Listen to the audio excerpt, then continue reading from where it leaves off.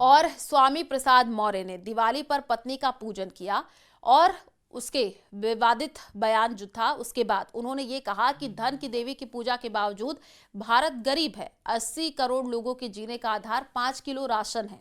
जहां लक्ष्मी की पूजा नहीं, वो देश विश्व में अमीर है। लक्ष्मी पूजा से ही धन मिलता तो काम की जरूरत क्या है, ये रिपोर्ट देखिए।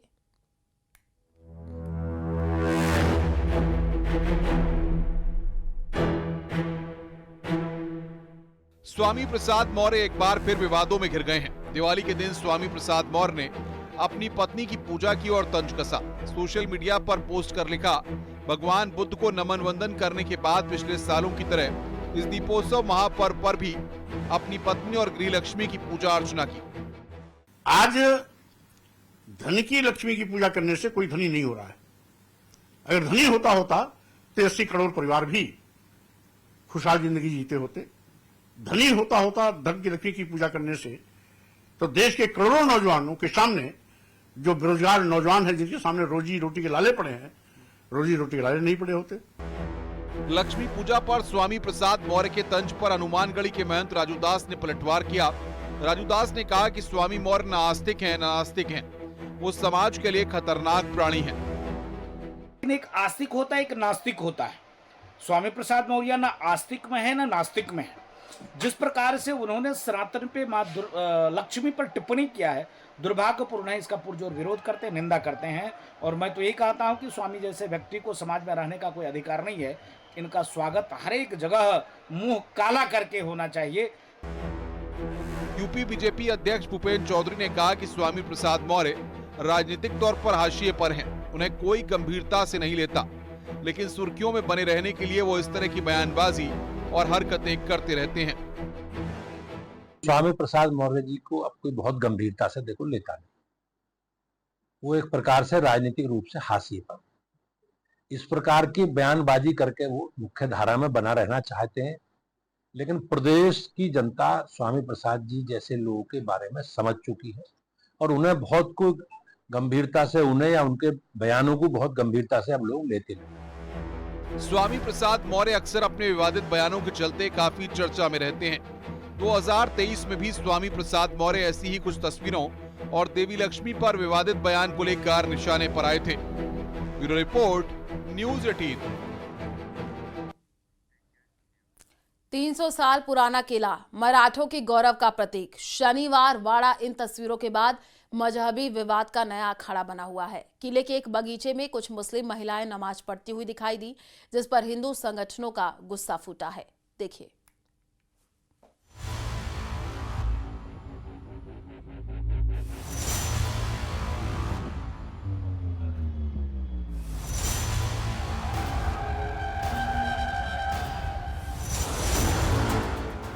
महाराष्ट्र के पुणे में ऐतिहासिक किले शनिवार वाड़ा में मुस्लिम महिलाओं के नमाज पढ़ने का वीडियो वायरल होने के बाद बवाल मचा हुआ है। हिंदू संगठनों ने मराठा योद्धा पेशवा बाजीराव के किले शनिवार वाड़ा में नमाज पढ़े जाने पर विरोध जताया।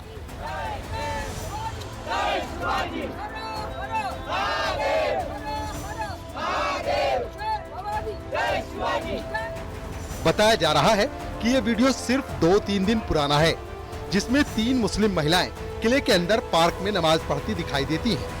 हालांकि उस वक्त वहां पर 4-5 महिलाएं बुर्के में मौजूद हैं, लेकिन उनमें से 3 महिलाएं स्पष्ट रूप से नमाज पढ़ती हुई दिखाई दी और इन 3 महिलाओं के खिलाफ पुलिस ने केस दर्ज कर लिया है। वहीं बीजेपी सांसद मेधा कुलकर्णी के नेतृत्व में हिंदू संगठनों ने जिस जगह पर नमाज पढ़ी गई थी, वहां पर गौमूत्र छिड़ककर पहले उस जगह को शुद्ध कराया। उसके बाद वहां पर शिव वंदना की गई।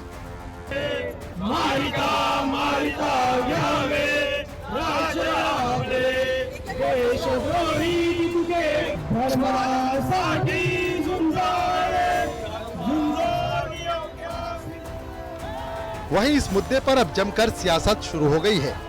महाराष्ट्र के मंत्री नितेश राणे ने कहा कि अगर हाजी अली में हनुमान चालीसा पढ़ी जाए तो क्या ये मुस्लिम समुदाय के लोगों को मंजूर होगा, जबकि AIMIM के नेता वारिस पठान ने बीजेपी पर नफरत फैलाने का आरोप लगाया। क्या कि हाजी अली के बाहर खड़े रहे और वहां हनुमान चालीसा का पठन चालू करे को तो चलेगा क्या? तब तुम लोग की भावना दुखेंगी नहीं। तुमको वहां ही नमाज पढ़ना है, फिर मस्जिद में क्या करते हैं?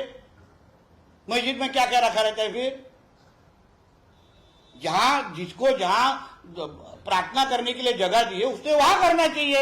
ये पूरी जो देश की सेकुलरिज्म है, प्लुरलिज्म है, उसको नष्ट कर रहे हैं ये बीजेपी वाले, सिर्फ नफरत फैला रहे हैं। अगर समझिए कि जुम्मा का दिन था, जुम्मा के वक्त अगर 3-4 मुस्लिम महिलाओं ने एक जगह पे नमाज पढ़ ली तो कौन से पहाड़ टूट पड़े? हाँ, ये लोग अपने हिंदू भाई गरबा खेलते ट्रेन में, हमने तो कभी ऑब्जेक्शन नहीं हुआ। इधर बीजेपी सांसद मेधा कुलकर्णी भी इस मामले को लेकर नाराज नजर आईं। आणि इथंच जिथे आता आपण उभे आहोत याच ठिकाणी तो घडलेला आहे। त्यामुळे आपण सर्वांनी मिळून हा निर्णय घेतला आहे की इथे ज्या जागेवर नमाज पढली त्या जागेचं शुद्धीकरण आपण शिववंदना करून करणार आहोत। मैं उस बीजेपी के एमपी से बोलना चाहता हूँ, अल्लाह से डर। अल्लाह का कहर पड़ेगा ना तो पता नहीं चलेगा कहाँ चले गए। एक आदमी पूजा कर रहा है, नमाज पढ़ रहा है, उसके साथ इस तरह की बदतमीजी जो हो रही है बीजेपी की ना, मैं समझता हूँ ये बर्दाश्त करने के काबिल नहीं है। आप अरब कंट्रीज में जाते हैं लोग, वहाँ पे मंदिर बन रहे हैं, वहाँ पूजा हो रही है। वहीं कांग्रेस नेता उदित राज ने इस पूरे विवाद के लिए AIMIM पर निशाना साधा। उन्होंने कहा कि आज मुसलमानों का पूरे देश में अपमान हो रहा है, उसके लिए AIMIM पार्टी जिम्मेदार है। तो जिम्मेदार तो यही लोग हैं।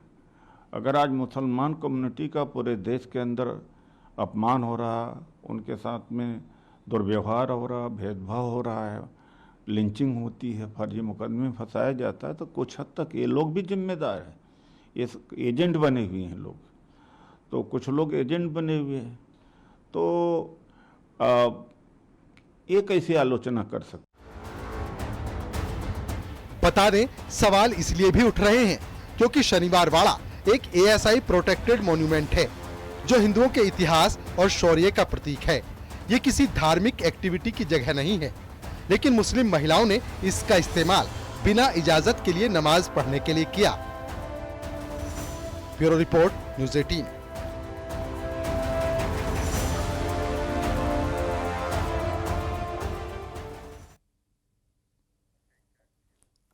और कहीं पटाखों से कष्ट है तो कहीं दिवाली के दियों और मोमबत्तियों से तक राम मंदिर नहीं जाने वाले अखिलेश यादव को अयोध्या के दीपों से कष्ट है और वो उन्हें फिजूल खर्च बता रहे हैं। अखिलेश के इस बयान के बाद जमानत पर छूटे आजम खान तो 2 कदम और आगे बढ़ गए, तो कांग्रेस भी उनके सुर में सुर मिलाती नजर आ रही है। ये रिपोर्ट देखिए। इस समय क्रिसमस का समय पूरी शहर जगमगा जाते हैं और महीनों जगमगा के रखते हैं लोग। उन्हीं से देश कानून से चल रहा है, देश सेकुलर है, अभी तक हिंदू राष्ट्र नहीं बना। सनातन धर्म विध्वंसक इंडी गठबंधन वाले प्रवेश। दिवाली का दिया जलता है तो अखिलेश यादव जी का दिल जलने लगता है। दिवाली के इस पर्व पर जिसमें दिए जलते नहीं हैं, दिए रोशन होते हैं। कुछ लोगों के दिल जल रहे हैं तो ये उनकी अपनी प्रॉब्लम है। ये दिल जले लोग हैं, इसलिए दिया जलने से इनकी समस्या है।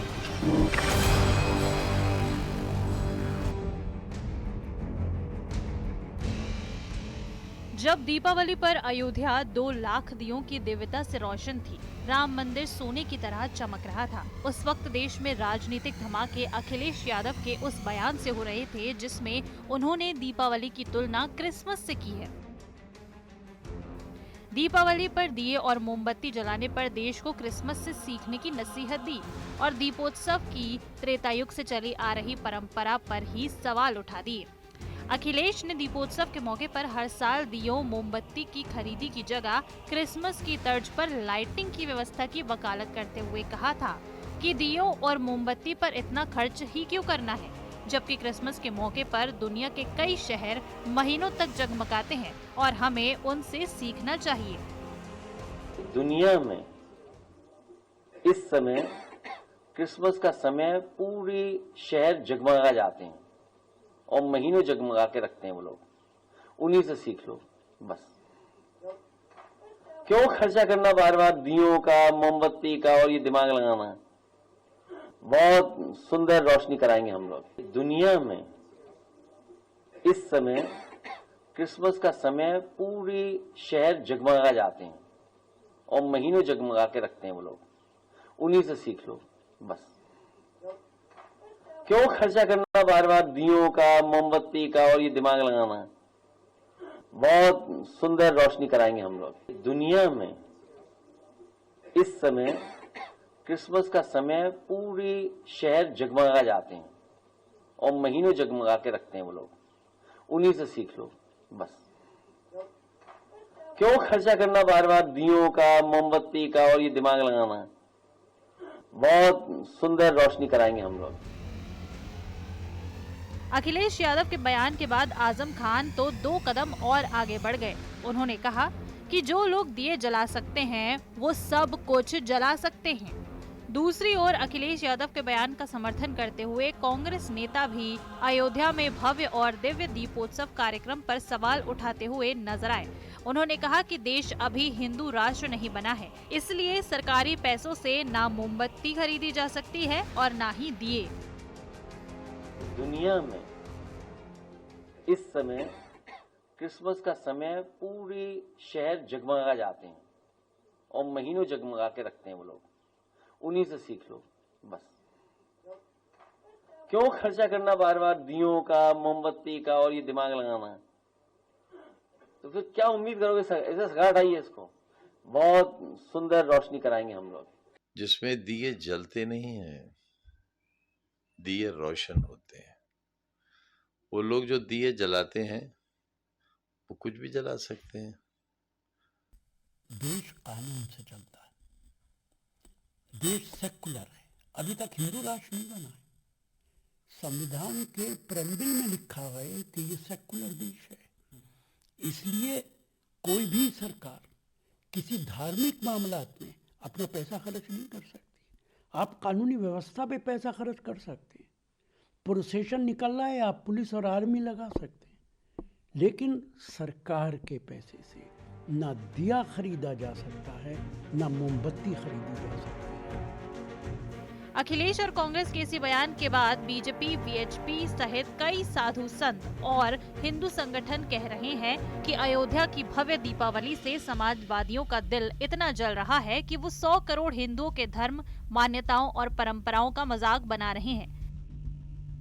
जो लोग प्रदेश की सत्ता में रहते हुए दीपोत्सव का, रंगोत्सव का या देव दीपावली के कार्यक्रम से कोसों दूरी बनाए रखते थे, लेकिन प्रदेश के खजाने